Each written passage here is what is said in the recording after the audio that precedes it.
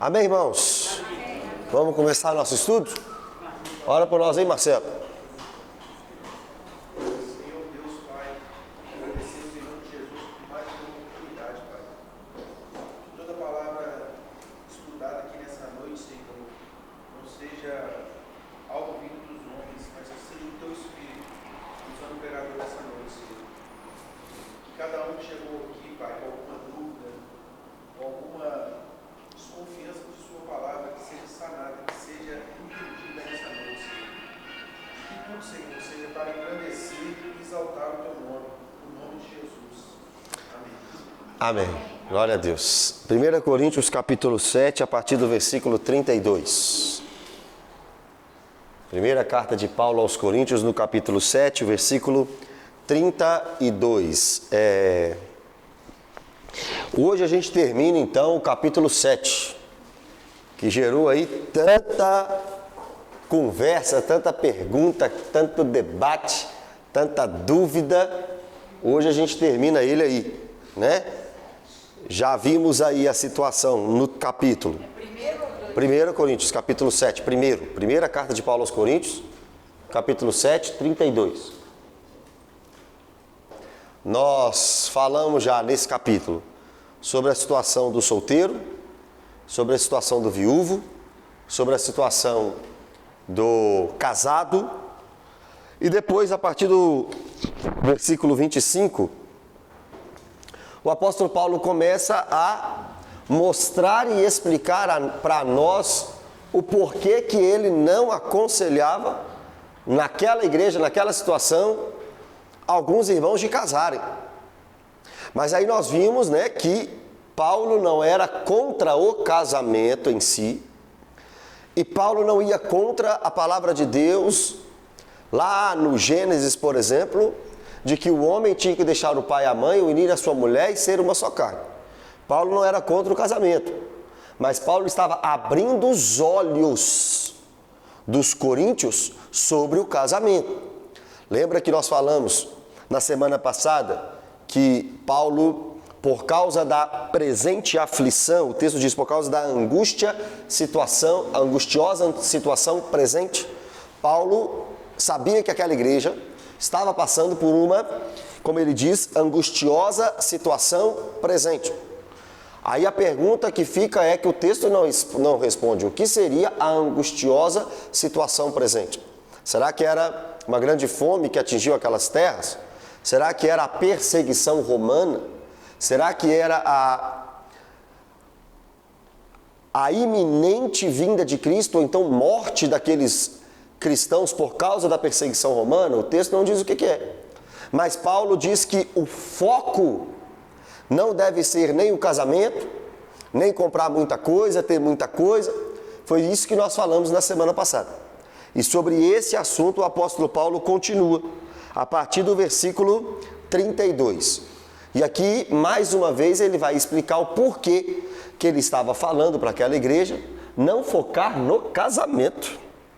Ele diz assim: o que realmente eu quero é que estejais livres de preocupações. 1 Coríntios 7, 32. O que realmente eu quero é que estejais livres de preocupações. O casamento é uma bênção. O casamento é um presente de Deus. O casamento é algo da parte de Deus. Mas não tem como você casar e achar que não vai ter preocupação. Não tem como você desvencilhar uma coisa da outra. É impossível você conviver com o casamento só com o bônus. Também tem o ônus. E naquela situação do primeiro século, naquela igreja, Paulo está falando para aqueles irmãos: olha, casamento não é o que vocês estão pensando. Se a situação é angustiosa, se a presente situação é angustiosa, cuidado com o que vocês vão fazer. A seriedade do casamento nos é apresentada lá no versículo 11, olha, que o marido não se aparte da sua mulher. Então, divórcio não é brincadeira. Divórcio não é para qualquer coisa. Nós já falamos aqui sobre divórcio, quando a Bíblia autoriza divórcio, já falamos aqui. Então perceba comigo, se o casamento não é brincadeira, cuidado antes de casar, toma cuidado. Segundo ponto, por causa da situação que Paulo está narrando aqui, mas sem explicar o que é, por causa daquilo que Paulo está falando aqui, mas sem explicar o que é, ele está dizendo, por que é que eu estou dizendo para vocês não se preocuparem tanto com o casamento? E a resposta é, porque eu quero que vocês fiquem livres de preocupações. Preocupações dessa vida, do dia a dia. Mas por que é que ele quer que a gente fique livre de preocupações? Principalmente a igreja que leu essa carta, a igreja de Corinto, lá no primeiro século. 1 Coríntios 7, 32. Porém, o texto diz, 1 Coríntios 7, 32, agora a parte B. Quem não é casado, cuida das coisas do Senhor, de como agradar ao Senhor. Então Paulo está dizendo, olha, se você casar, você terá muitas preocupações. Se você casar, você vai ficar em certa parte preocupado, porque casamento traz consigo preocupações. Quem não é casado, Paulo está dizendo aqui, quem não casou, vive uma vida só, qual? A vida de servir ao Senhor. Já viu o solteiro? O solteiro tem tempo para tudo. Solteiro tem disposição para tudo. Solteiro está livre das preocupações desta vida para servir ao Senhor. O solteiro da igreja devia ser o que mais trabalha na igreja. O solteiro da igreja tinha que ser aquele que mais serve na igreja. Porque ele tem uma vida só, qual? Viver para o Senhor. Servindo os irmãos, uma vida de santidade, uma vida de oração, uma vida de busca, uma vida de entrega, uma vida de consagração. Mas ele está disponível. O casado não pode ficar até 3 horas da manhã dando sopa para os outros na rua, buscando o irmão drogado na festa. Não pode. O casado tem uma família, um lar para cuidar. Mas e o solteiro? O solteiro é pau para toda obra. O solteiro está pronto para qualquer missão. Assim deveria ser, né, gente? Porque o solteiro hoje não aguenta pedir ele para chegar meia hora mais cedo na igreja, você sai da igreja. Porque hoje nós somos tudo acostumados com sermos servidos e não servir. Mas a vida cristã é o contrário. A vida cristã nós servimos. Jesus mesmo mostra que ele, como o maior de todos, o rei dos reis, veio não para ser servido, e sim para servir. É o maior exemplo que nós temos é Jesus Cristo. Jesus Cristo não esperava ser servido. Jesus Cristo servia. E aqui Paulo está dizendo, por que é que eu estou falando para vocês não casar? Por quê? Porque eu quero que vocês fiquem livres de preocupações. Mas por que você quer que a gente fique livre de preocupações, Paulo? Para que você possa servir 100%, integralmente, ao Senhor. Agora o 33. Mas o que se casou, cuida das coisas do mundo. E esse cuida das coisas do mundo aqui não é pejorativo, não é sistema mundano. Porque em 1 João 2, por exemplo, a Bíblia diz, não ameis o mundo nem as coisas que há no mundo. Não é desse sistema mundano que Paulo está falando. As coisas do mundo aqui é as coisas corriqueiras do dia a dia. As coisas comuns do dia a dia. Se você casou, você cuida das coisas do mundo. Aí a sequência do versículo explica que não é sistema mundano, ó, de como agradar a esposa. Então, o casamento traz consigo preocupações. Qual a primeira preocupação? Corriqueira do dia a dia. O dia a dia demanda muita coisa para um casado. A segunda que está entrelaçada, agradar a esposa. Agradar ao marido. Mas aqui Paulo está falando para no exemplo aqui, né, um homem, de como agradar a esposa. Lembra de Efésios capítulo 5, que foi o mesmo Paulo que escreveu? Paulo diz assim, olha, o marido deve amar a esposa como Cristo amou a igreja e a si mesmo se entregou por ela. E, trocando em miúdos, o marido também tem que aproximar a sua esposa do Senhor Deus. Fazer com que a esposa seja mais crente, mais cristã, mais serva do Senhor, mais íntima de Deus. Essa é uma missão do marido. E a missão do marido também, como eu já falei, é se entregar sacrificialmente, amar a esposa como Cristo amou a igreja. Perceba então que a responsabilidade de um marido não é só vir aqui dar um estudo bíblico. Eu sou casado, tem 6 anos. 6 anos que eu sou casado. Tem 7 anos que eu fui ordenado. Então eu fui ordenado em 2017, casei em 2018. Nesse tempo para cá, de 2018 para cá, eu estou dividido. Eu tenho o meu cuidado com a minha casa, com o meu lar, e também tenho o cuidado com a minha família, a minha esposa. Então Paulo, que não casou, está dizendo, do jeito que eu vivo para a obra é melhor. Perceba comigo, Paulo não está proibindo o casamento. E daqui a pouco nós veremos que Paulo não está proibindo. Algumas religiões proíbem o casamento. Isso não é bíblico. Nós não podemos proibir o casamento. Mas Paulo está dizendo que para um ministro, para quem está servindo, se casar, não está pecando, não está errado. Mas vai ficar dividido. Mas vai ter a responsabilidade de servir o ministério, servir os irmãos e ainda cuidar da esposa. Irmãos, é uma demanda muito grande. Parece que não, mas por exemplo, você que é casado aqui, você sabe. É uma demanda, porque você precisa trabalhar para levar dinheiro para casa. Porque você tem filho. Porque você tem conta para pagar. Porque você precisa dar atenção para o seu cônjuge. E ao mesmo tempo, você, por exemplo, tem um ministério na igreja. Então imagina, deixa eu ensaiar o louvor. Mas peraí, minha esposa precisa de sair hoje. Mas meu filho está doente. Mas eu preciso pagar uma conta. Mas eu tenho que trabalhar mais, porque o dinheiro apertou. Mas tem a igreja. É assim. E deixa eu te falar uma coisa, irmão. É assim para todo mundo que é casado. É assim para todo mundo que tem filho. Isso aqui não é assim. Nossa, é muito difícil, né? Então vou parar com a igreja. A gente faz assim. Tá muito difícil, eu não estou tendo tempo mais não, vou parar de servir. Não. É, mesmo apertado, servir. Mesmo apertado, fazer a obra. Porque não é um privilégio seu não, tá? Tá todo mundo no mesmo barco. Quem tem família e serve o ministério, passa apertado. Tem essa dificuldade, é para todo mundo. Agora, quem é solteiro, cuida só das coisas do Senhor. E o que casou, Paulo diz, cuida das coisas deste mundo, do dia a dia, das coisas corriqueiras e de como agradar a esposa. Aí, a frase que eu estou falando aqui desde o início, está no início do 34, olha lá. E assim está dividido. Essa divisão não é uma divisão pecaminosa, irmãos, nunca será. Não é uma divisão errada, é uma divisão realista. Realista. Irmão, para casar, tem que ser maduro. Para casar, tem que ser um homem e uma mulher decididos. Porque não é brincadeira.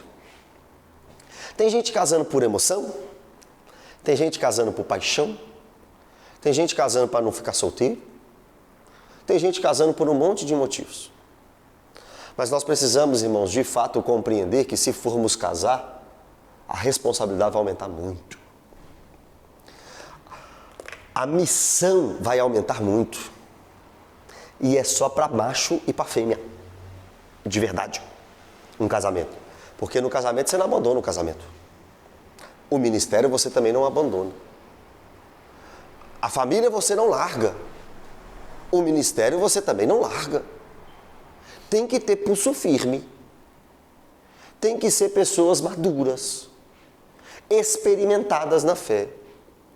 Tem que ser pessoas que estão dispostas para ir para o combate. Porque senão, irmão, o que eu mais recebo é: eu vou abandonar ou a família ou o ministério. Mas por que é que tem gente que consegue ficar com o ministério e com a família? Mesmo diante de luta, eu conheço gente, esposa, que ora décadas pela conversão do marido. E continua servindo. Eu conheço gente que tem filho nas drogas e continua servindo. Eu conheço gente que tem problema na família. Alguém tem problema na família aqui? E continua trabalhando, servindo. Porque em qual parte do texto bíblico está dizendo que você só tem que servir ao Senhor quando tu tiver 1000 maravilhas na sua vida? Sua vida não é 1000 maravilhas, irmão. Sua vida será 1000 maravilhas só na eternidade. Só no novo céu e na nova terra. Aqui, irmão, é luta. Sabendo dessa luta e sabendo que a vida de casado, sabendo que a vida familiar, a vida do lar, demanda muito, Paulo está dizendo. Então, por causa disso tudo, não casa então. Não casa. Mas como nós já vimos no início do capítulo 7, se casar, está casado. Se casar, está casado.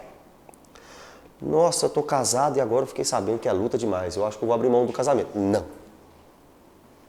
Já falamos sobre as possibilidades do divórcio. E mesmo assim como uma permissão por causa de falta de perdão, dureza do coração. Quando a Bíblia permite o divórcio? Abandono e em relação sexual ilícita. Nesses dois casos. Adultério e abandono. Mas mesmo assim, Jesus disse que é por causa da dureza do coração. Que a prioridade é o perdão, a reconciliação. Mas nós sabemos que existem casos que são irremediáveis. Que não tem como a reconciliação. Então esse está livre. Já até falamos aqui sobre o novo casamento. Né? Que daqui a pouco nós vamos chegar lá no 39. Não tem como. Os mais difíceis sempre caem para mim. Vitor não passa estudo difícil. Pedro não passa estudo difícil. Só eu. Mas vamos chegar lá no 39 primeiro, esperar chegar lá primeiro para a gente falar disso aqui. Agora, e assim está dividido. Então saiba, vai ser dividido. Pastor, está muita coisa, eu estou dividido. É assim mesmo. Continua porque é assim mesmo. Pastor, tem muita coisa na minha casa, eu sei.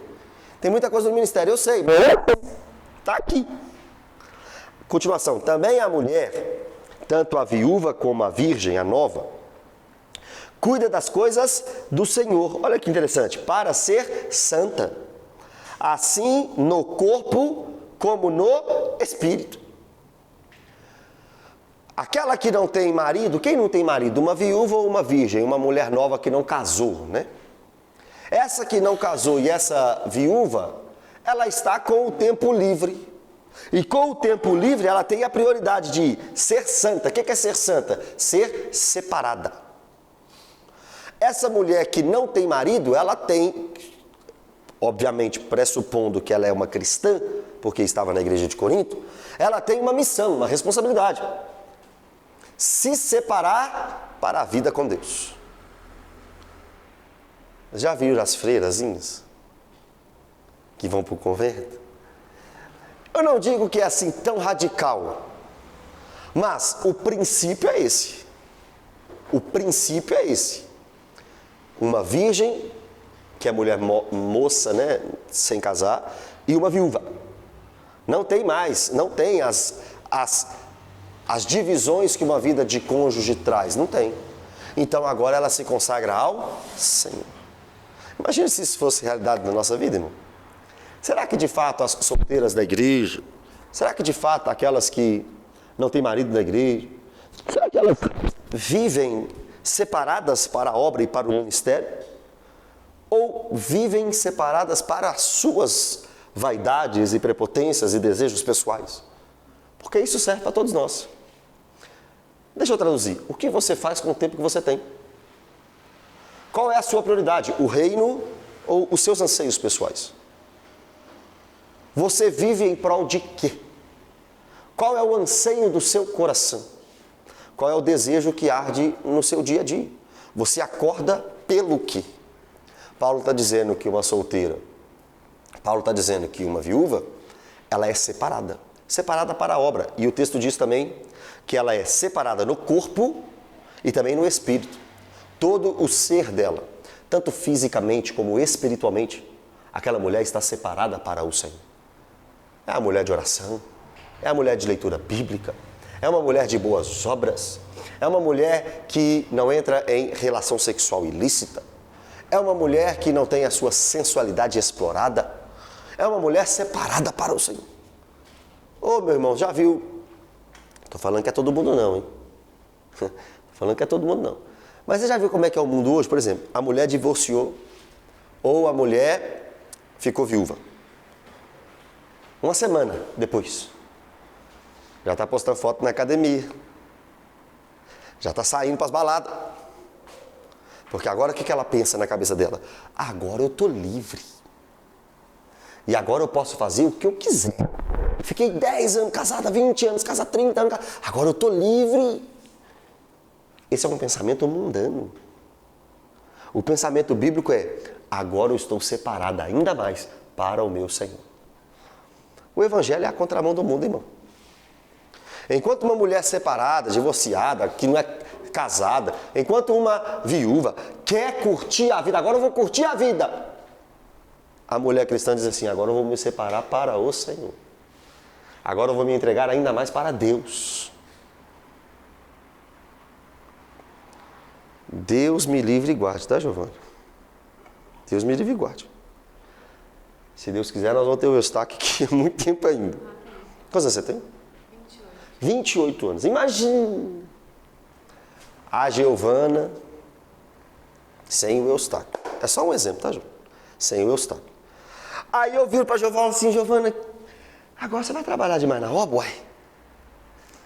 Agora você vai servir ao Senhor. Mas, pastor, eu tenho só 28 anos, eu quero curtir minha vida. Você vai curtir sua vida. Você vai curtir a sua vida aonde? Na casa de Deus.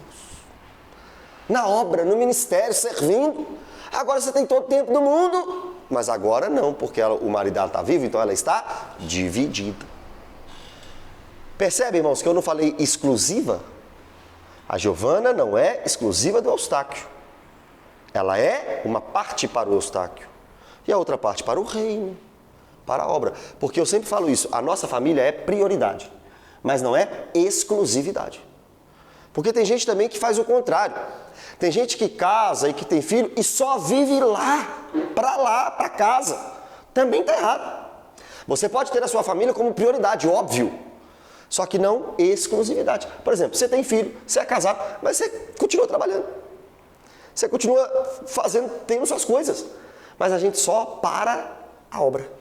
A gente só para as coisas do culto, né, da igreja, seja o que for que a gente faz para Deus. Isso também está errado. Porque estamos divididos, não exclusivos. Agora, ficar morando na igreja, enfurnado na igreja também, esquecer a família, também é errado. E tem muito casamento que acaba por causa disso. De pastor que só fica na igreja. De pastor que só fica, aspas, fazendo a obra. Porque se está fazendo a obra aqui, mas não está fazendo a obra em casa, irmão, está fazendo a obra nenhuma também. É divisão, é dividido. É uma parte lá, uma parte cá. Uma parte lá, uma parte cá. Uma parte lá, uma parte cá. Tem que ter sabedoria. E aí também os membros da igreja, graças a Deus essa igreja realmente não tem isso, mas os membros de muitas igrejas que eu já vi, só sabem também sugar do pastor. Sempre conta uma história, né? De um pastor que estava no shopping. Não, primeiro, o irmão ligou para ele e falou assim: pastor, eu quero um atendimento. Aí o pastor falou assim: não, hoje eu não posso te atender. Não, pastor, mas meu caso é urgente. Não, tudo bem, mas hoje eu não posso te atender, eu já tenho um compromisso. Não, pastor, mas você não está entendendo. Irmão, hoje eu tenho um compromisso. Como é que fala? Mas qual que é a outra palavra? Inadiável. Não dá para adiar. Beleza, então tá bom, pastor, obrigado. Por nada, tá, tchau. Desculpa.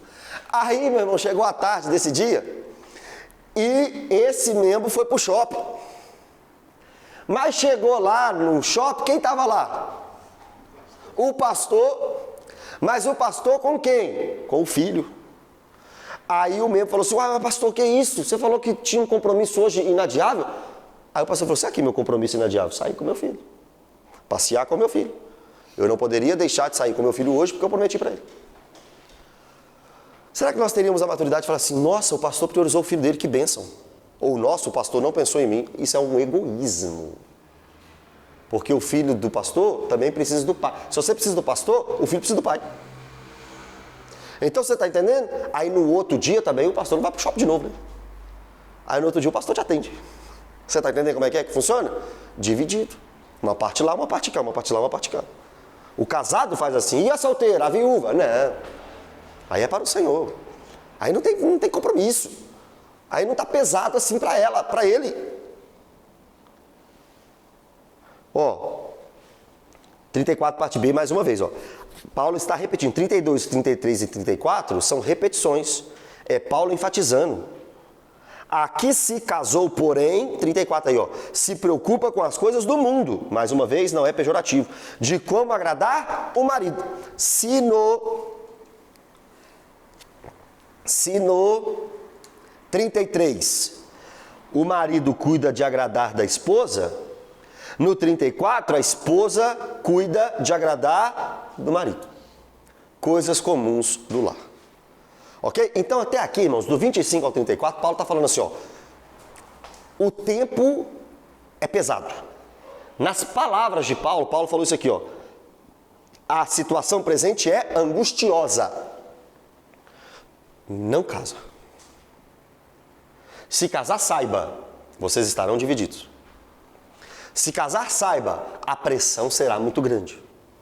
Se casar, saiba, as dificuldades e as tormentas da vida trarão peso a vocês. Mas não é uma proibição para casamento. Até aqui Paulo está falando isso. Aí no 35, digo isso em favor dos vossos próprios interesses. Ou seja, o que eu estou falando, Paulo está dizendo que o que eu estou falando aqui, o que ele está falando aqui, é para o bem daqueles que estão ouvindo. Paulo não está aqui querendo acabar com o seu sonho de entrar de branco, etc. Antigamente as mulheres tinham mais esse sonho, né, de entrar de branco, etc. na igreja. Hoje não tem tanto mais essas coisas, mudou um pouquinho. Mas tudo bem, mas tem ainda gente que tem o sonho de casar, tem muita gente que tem sonho de casar. Então, para essas pessoas, Paulo está dizendo assim, ó, eu não estou acabando com o sonho de vocês, eu estou falando essas coisas aqui para o bem de vocês. Porque olha o texto, ó, não que eu pretenda enredar, ou seja, não que eu estou pretendendo atrapalhar vocês. O que Paulo está dizendo é, eu quero o bem de vocês, eu não quero colocar obstáculo na vida de vocês, no sonho de vocês, nos propósitos de vocês. O que eu estou aqui falando é para o bem de vocês. Tá dando para entender? Paulo está falando, ó, o que eu quero aqui é o bem de vocês. Eu não quero atrapalhar vocês, eu só quero o que é decoroso, olha lá, ó, mas somente o que é decoroso, ou seja, agradável, correto, justo. Eu não quero atrapalhar vocês, eu só quero falar com vocês o que é correto, eu só quero alertar vocês. Você já viu gente que você chega todo empolgado e parece que ele te dá um banho de água fria? Talvez por inveja, por olho gordo, etc. Mas às vezes a pessoa está te passando um outro lado daquilo que você não percebeu. E aí isso vale. Não é um banho de água fria, é simplesmente colocar o seu pé no chão. Você já chegou muito empolgado e querendo falar, querendo explicar, querendo mostrar, querendo... Aí a pessoa fala assim, mas isso que você quer? Tem esse ponto, tem esse ponto, tem esse ponto. Isso é livramento às vezes. Isso é bom. Porque a gente vai com ímpeto e a pessoa chega, calma, não é isso tudo que você está pensando. E aqui para os solteiros, como eu sou casado, eu falo para os solteiros, calma, não é isso tudo que você está pensando. Porque tem as dificuldades do casamento. Algum casamento aqui não tem dificuldade? Ou o Paulo está errando aqui, eu estou errando? Quem nunca teve dificuldade no casamento, levanta a mão. É, o Vitor, solteiro, né? Quem já teve dificuldade no casamento, levanta a mão. Estou falando só de briga, não, irmão. Estou falando de dificuldade, problemas, questão financeira, estresse, tudo, é qualquer coisa. Doença, tudo. Por exemplo, doença. Você falou doença? Doença é um exemplo muito bom. Porque, por exemplo, se a sua esposa está doente, irmão, é como se você estivesse doente também. Porque te limita em muita coisa. Você deixa de fazer uma coisa, você deixa de ir ali, você deixa de acolá. O marido também. Então você entende? Essas coisas. Óbvio que isso vai acontecer numa família. Paulo está dizendo, calma. Eu não quero jogar um banho de água fria. Eu não quero atrapalhar vocês. Na verdade, eu quero é ajudar vocês. Eu quero é abrir os olhos de vocês. Só no que é decoroso. Só no que é correto. Eu estou falando para vocês o que é correto. Qual é o objetivo de você falar isso, Paulo? Aqui está, irmãos, a ênfase de Paulo. Tem gente que fala, Paulo é contra o casamento. Não. Paulo só é realista quanto ao casamento. E a parte 35, parte C do versículo 35, mostra qual é o objetivo e o intuito de Paulo nisso tudo. Qual? E vos facilite o consagrar-vos desimpedidamente ao Senhor. Essa é a questão de Paulo. Paulo está dizendo, cuidado com o casamento, porque o casamento limita o ministério. O casamento limita o avanço ministerial. E o que eu estou pensando é que vocês, sem impedimento, desimpedidamente, sirvam ao Senhor. O casado pode servir ao Senhor? Sim, mas não com todo o gás como um solteiro. O casado pode fazer a obra, pregar, viajar? Tá? Pode, mas não como solteiro. Quantas e quantas vezes eu falo assim, olha, eu não consigo ir aí, porque eu já estarei acolá outro dia. E eu não posso emendar uma semana de viagem. Eu sou casado. E eu tenho um filhinho. O senhor pode? Eu preciso ver. A senhora pode? Preciso ver. Porque tem um lar. Você não pode, casado, viver uma vida de solteiro. Imagina você casado e viajar e ficar não sei quanto tempo fora. Tem um marido e tem esposa aqui que trabalha assim, viajando. É ruim. É pesado. Fica pesado para um só. Cuidado de tudo. E também a pessoa quer a companhia. Casou porque quer a companhia. Então Paulo está dizendo, o que eu quero é que vocês desimpedidamente sirvam ao Senhor. Só que agora o 36, Paulo vai deixar bem claro que ele não é contra. Irmãos, presta atenção. Nós estamos em 2024. 2024, irmãos, se você falar que essa camisa aqui é preta, você tem que desenhar que a camisa é preta. Porque as pessoas não entendem, não. Você fala assim, a camisa é preta, mas por que ela não é branca? A camisa é preta, mas por que você não vestiu uma rosa? Seu branco fora. O que você tem contra isso? Aí Paulo está explicando as durezas do casamento. Se fosse numa rede social hoje, contra o casamento, contra a família, liberal. Para Paulo não deixar isso transparecer não. Para Paulo não deixar que isso possa entrar no coração de alguém, o 36 ele vai explicar. Olha o 36. Entretanto, se alguém, e esse alguém aqui é ou um pai ou um noivo, vocês vão entender por quê. Se alguém julga que trata sem decoro a sua filha, estando já a passar-lhe a flor da idade, e as circunstâncias o exigem, faça o que quiser. Não peca que se casem. Então olha isso aqui, Paulo está dizendo assim, ó. Eu estou falando do 25 ao 35, que se casar vai ficar difícil. Se casar vai ficar difícil a obra. Porém, se você acha que é indelicado manter a sua filha, ou a sua virgem, a sua nova, a sua moça, sem casar, se as circunstâncias estão exigindo que ela case, que case, não está pecando. Percebeu? Paulo não é contra o casamento. Paulo é realista contra o casamento. Então ele está dizendo, se a filha de vocês, ou a mulher nova de vocês, ou a moça de vocês, quiser casar e a circunstância exige, ou seja, ela quer casar, ela insiste em casar, é melhor casar do que viver abrasado, Paulo já disse isso no versículo 9. Se estão apaixonados, se amam, se a circunstância exige, case então a moça. Paulo não é contra o casamento, porque Deus instituiu o casamento. E na Bíblia não há contradição. Casa, quer casar? Casa. É assim, ó, eu estou avisando. O que é casamento? Quer? Casa. Vai lá e casa, porque não é pecado. E o texto diz assim, ó, estando já a passar-lhe a flor da idade. Alguns debates sobre isso, mas a maioria dos estudiosos concordam que seja, sim, a maturidade da fertilidade, a idade de ter filho. Se a circunstância exige e já é chegada a idade dela, se ela já está na flor da idade, se ela já está pronta para casar, se ela já pode ter filho, etc., então casa ela. Se quer casar, que case. Ok? Vocês estão muito caladinhos hoje. Geralmente nessa paz aqui não. Geralmente é pastor, mas é meu caso. Pastor, mas eu quero. Pastor, mas eu não quero. Pastor... Eu acho que está todo mundo agora mais submisso à palavra, né? Porque a palavra diz está falado. Pastor, mas eu não concordo. Não concordo.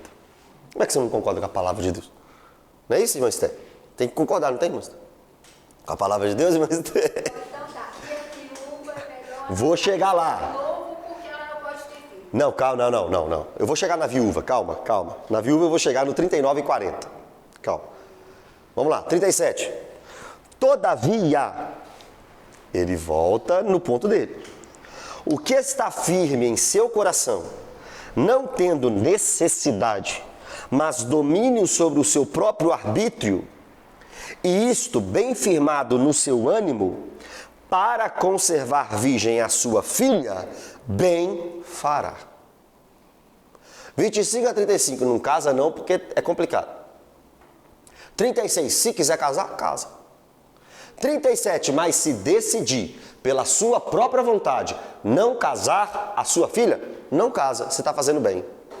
Olha a diferença, tem lugar que diz só, você não pode casar para trabalhar na obra, você não pode casar para trabalhar no reino, você não pode casar, não é assim. Paulo está dizendo que se o arbítrio da pessoa decidir, o que é arbítrio, irmão? Vontade. Se a vontade da pessoa estiver firmada no seu ânimo, no seu coração, se assim ele decidir, que não case. Mas nesse, Chegou uma pergunta.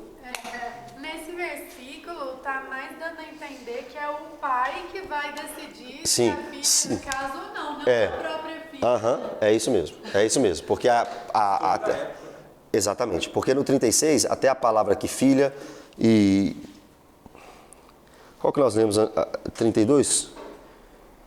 Tem um texto aqui que a palavra aqui é virgem, né? A ideia, Tiver isso bem firmado no seu ânimo para conservar virgem a sua filha. isso, que Também deixa ela, o versículo também fala sobre a vontade dela. em outros versículos sim, mas Pode forçar aquele isso, mas no versículo 37 é exatamente isso mesmo. O versículo 37 é um costume realmente da época que o casamento, como já falamos aqui 1000 vezes, era firmado entre famílias. E o pai entrega a filha para o casamento. Agora, se o pai decidir, na sua vontade, no seu arbítrio, podemos entender um acordo entre eles? Podemos. Mas o texto está falando realmente da vontade do pai. Se ele decidir deixar a sua esposa, a sua filha, a sua moça, a sua virgem, sem casar, ok. Só que é uma decisão dele. Percebe que Paulo não está colocando ele como regra? Paulo não está dizendo assim, em questão de casamento ou não casar, é o líder que vai falar com você. Não é isso que Paulo está falando. Paulo está falando, decida você. Meu irmão, e isso é maravilhoso. Porque depois o casamento dá errado, vem todo mundo no líder. Você mandou casar. Eu já vi isso em igreja. Eu não queria casar com fulano, mas essa igreja me pressionou para casar com Beltrano. Irmão, eu não faço isso. Eu já vi pai tomando borrachada na cara por causa disso. O senhor que me empurrou no braço daquele vagabundo. Olha a diferença de orientar casar e de obrigar a casar. Orientar casar é uma coisa.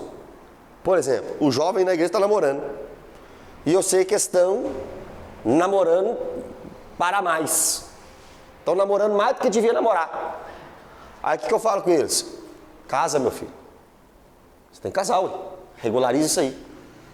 Agora, olha o que Paulo não está fazendo. Você tem que casar com fulano, senão você não está no ministério mais. Você tem que casar com fulano, senão você não é mais bem-vindo aqui. Isso é pressionar casar.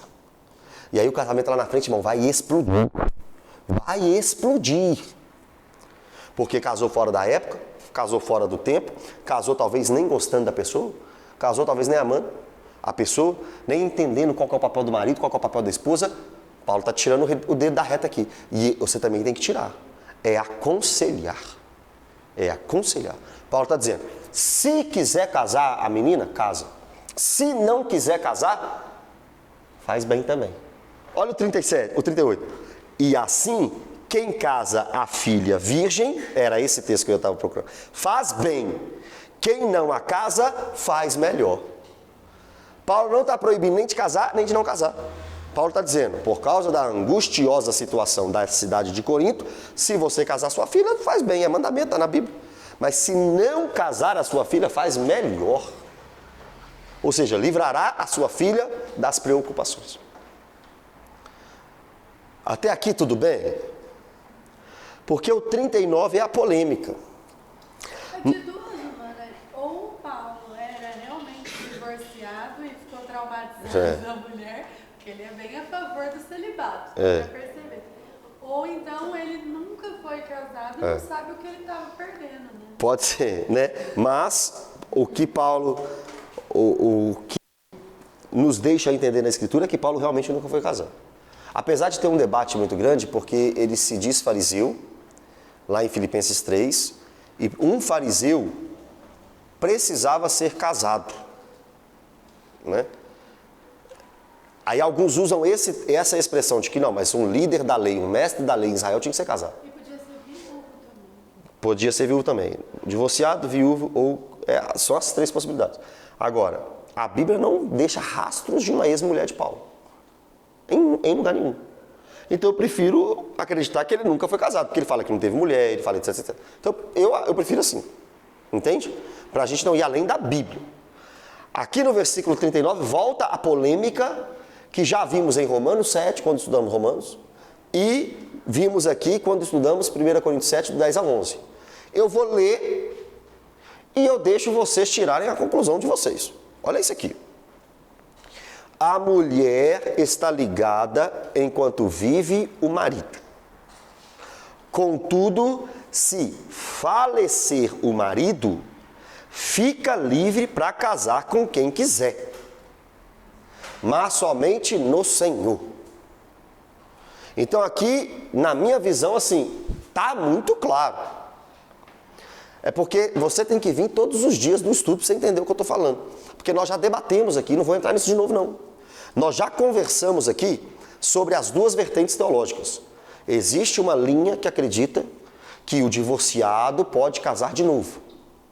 Existe outra linha que acredita que não, que só o viúvo pode casar de novo. Só repetindo. Quem acredita que o divorciado pode casar de novo, usa o princípio de Deuteronômio 24 e o texto de Mateus 19. Falam que tem base ali. Quem acredita que não pode casar de novo só em caso de viuvez, usa Mateus capítulo 5, usa 1 Coríntios 7, do 8 ao 11, 1 Coríntios 7, 39 e Romanos capítulo 7, do 1 ao 4. Então, é um debate teológico. Alguns teólogos entendem que sim, pode casar de novo. Outros teólogos entendem que não pode casar de novo. Para o meu azar, eu fico do lado de que não pode casar de novo.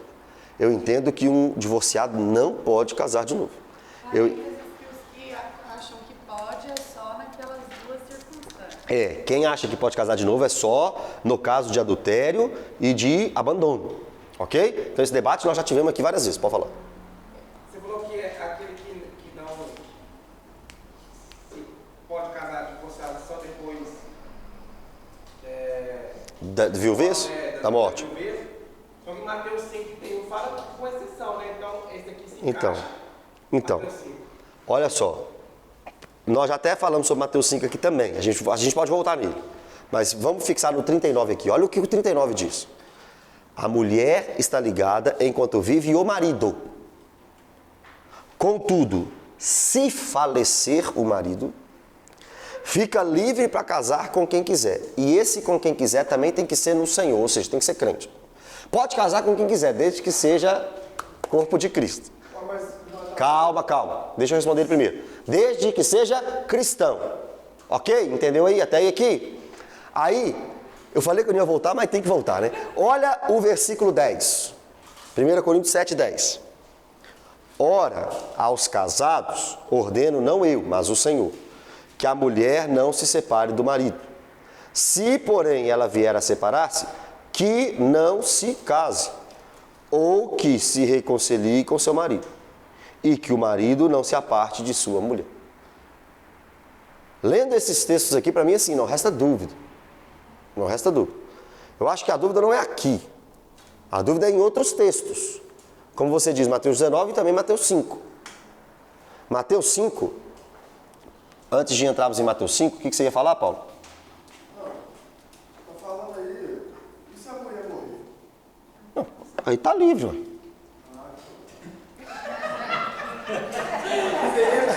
O que você quis dizer com isso, Paulo?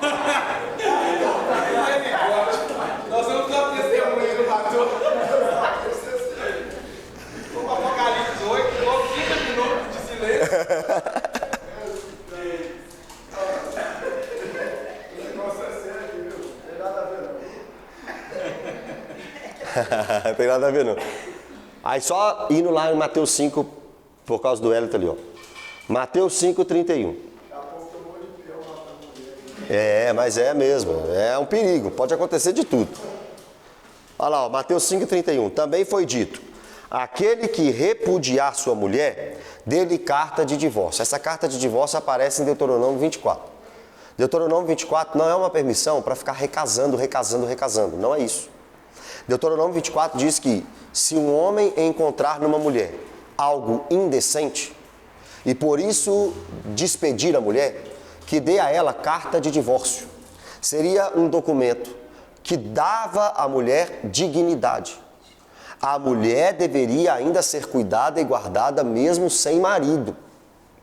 Só que não é uma permissão para ficar recasando, porque o texto continua dizendo: e se ela casar, não é pode casar, e se ela casar, acontece. As pessoas fazem o que não pode.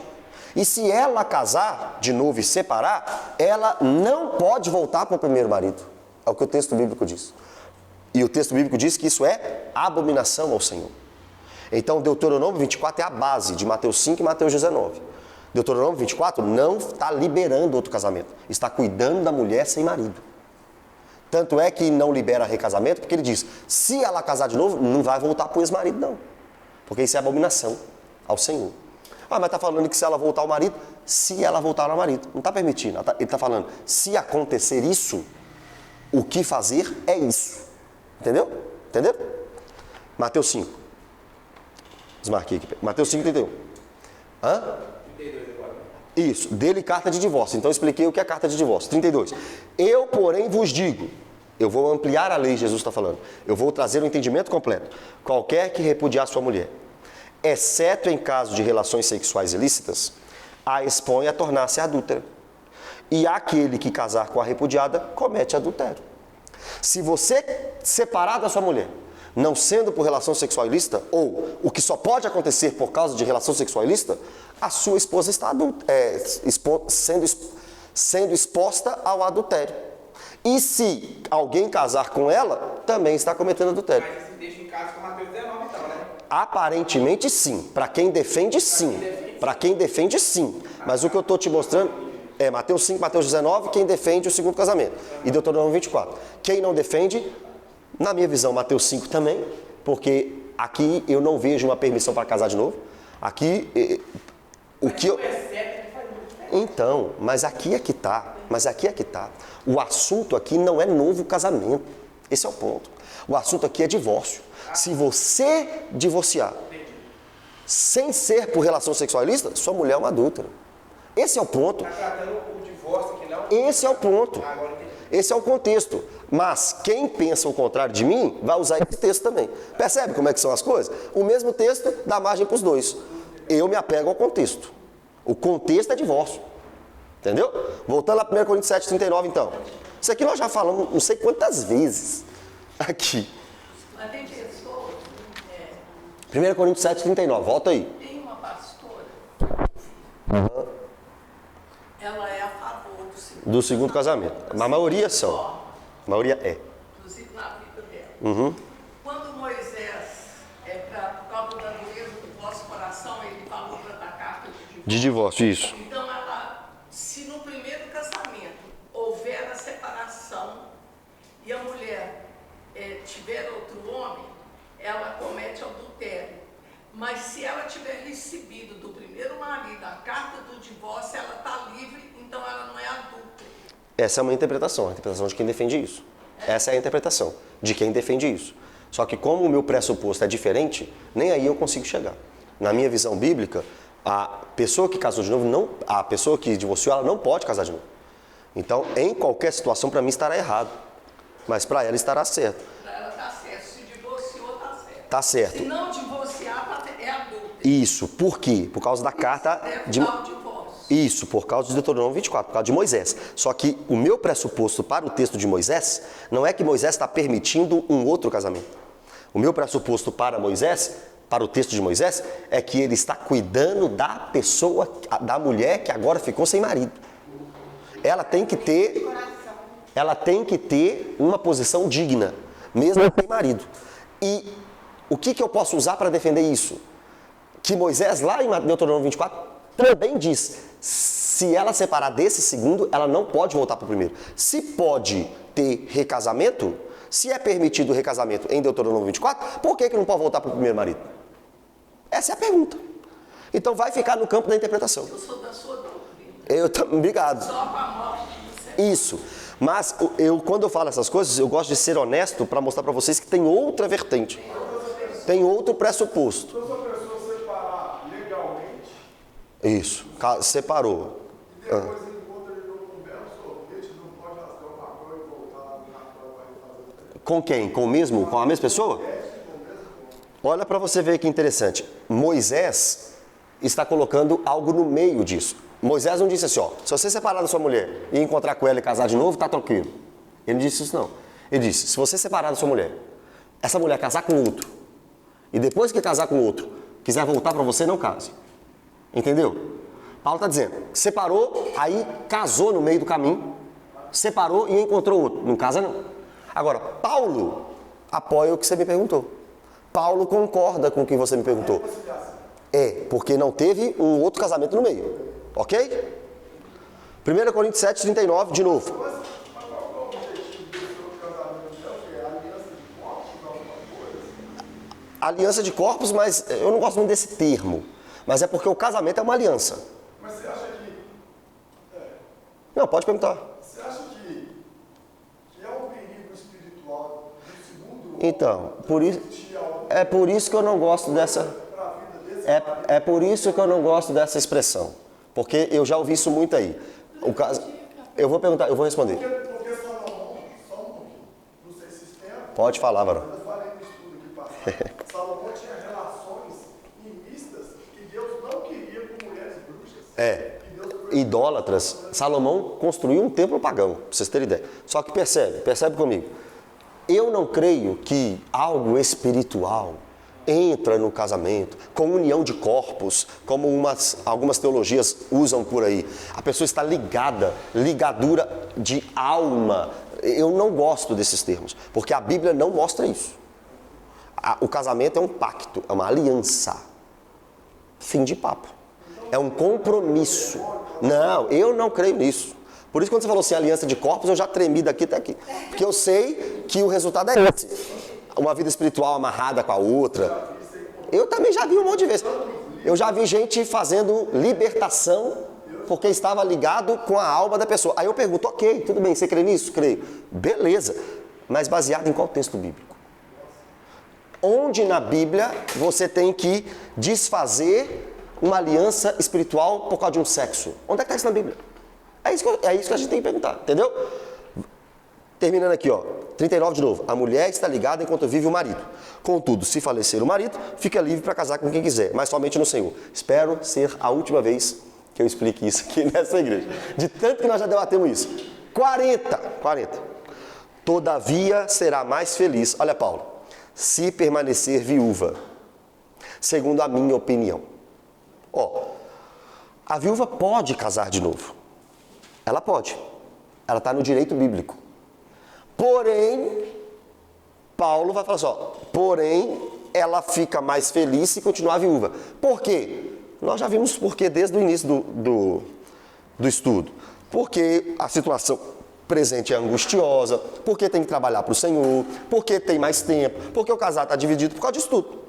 Aí depois ele diz assim, ó, segundo a minha opinião. Aí fica assim, opa, é a opinião de Paulo, não é inspirado, não tem Deus aqui. Absolutamente. Porque ele continua dizendo, e penso que também eu tenho o Espírito de Deus. Então ele está falando, essa minha opinião, ela veio do Espírito de Deus. Eu tenho o Espírito de Deus. Se a igreja de Corinto não está me valorizando, está achando um absurdo, não está concordando, não acha que veio de Deus, eu tenho o Espírito de Deus. Paulo está dizendo. Ok, irmãos? Então acho que passamos agora pelo capítulo mais polêmico do livro. Estamos aqui, esse é o bom de estudarmos de forma expositiva. Desde o capítulo 1, versículo 1. Porque você não foge de assunto nenhum. Você tem que explicar à sua congregação todos os assuntos. A partir da semana que vem, o capítulo 8, 9 e 10, o assunto muda. Agora o assunto não é mais casamento. Agora Paulo vai ensinar a igreja sobre idolatria.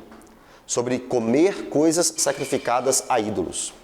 E só adiantando, no capítulo 8, 9 e 10, nós veremos aqui que sobre comida sacrificada a ídolos, você pode comer, você não pode comer e depende. Tem um momento que pode comer, tem um momento que não pode comer e tem um momento que depende. Cenas dos próximos capítulos. Não vou entrar muito para você não faltar, para você vir pegar todo o estudo. Amém?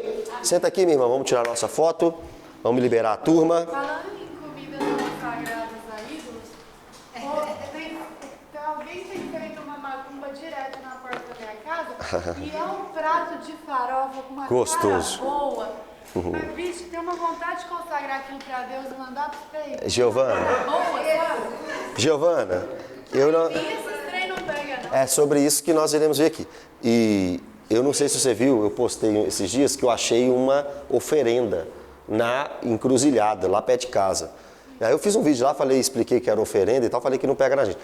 Lá no meio da oferenda, de madrugada. Aqui, gente, a oferenda. É, me manda, mas não dá nada não. Mas escuta. Mas não dá nada não. Escuta. Só que deixa eu só falar uma coisa sobre isso, em 2 minutos. Eu vou explicar, é isso que eu vou explicar. O que é oferenda? Porque tem gente que pega um trabalhozinho desse na esquina e fala assim, olha lá uma macumba, tá desejando mal para os outros. Não é isso. A oferenda não é isso.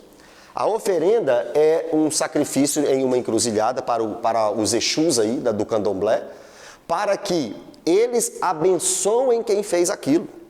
Para que eles sejam prósperos, abençoados, que abram os caminhos, que as portas se abram, é isso. A gente olha para uma oferenda e fala assim, nossa, lá está desejando mal para os outros, quem vai morrer por causa daquilo ali, tem um nome. Não é nada disso. Isso é outro trabalho. Na minha porta já deixaram até tropeiro. Pois é, isso é outro tipo de trabalho. Aqui, essas macumbas é outra coisa, é magia negra. Essas oferendas não tem nada a ver com isso. É um pedido de bênção, é óbvio que está errado, tá, gente? Daqui a pouco vai sair daqui, ó, o pastor falou que a gente pode fazer oferenda. É claro que é errado, gente, tá? Não tem nada a ver isso com a Bíblia, mas não é o que a gente pensa. Vamos tirar nossa foto. Casa, eu acho que o pedido da macumba é para eu engordar, só se for. Que tem direto. Olha aí, gente, para a foto.